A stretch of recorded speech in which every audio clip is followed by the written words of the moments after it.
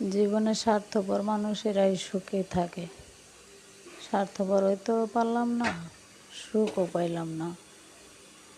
সুখের আশা করতে করতে শেষ বয়সে পাড়া দিলাম, সুখের চিহ্নটাও পাইলাম না। যে নাকি বাপ মা দিয়া সুখ না পায়, সে স্বামী দিয়েও পায় না। আর যে স্বামী দিয়া সুখ না পায়, সে সন্তান দিয়েও পায় না। এটাই হচ্ছে দুনিয়ার নিয়ম। এটা যদি নিয়ম না হইব, তাহলে আমার বেলা কী লেগে এরকম হইল? আল্লাহর কাছে কী পাপ করছিলাম? যেদিন জন্ম নিয়েছি ওদিনই মনে হয় আল্লাহ পাক কপালে লেখে নাই সুখ। আর নয়তো চাকরি করে খাইও একটু সুখের আশা করতে পারি না, একটু সুখ হইল না। এখন তো কবরে যাওয়ার সময়, এখন সুখ দিয়ে কী করো?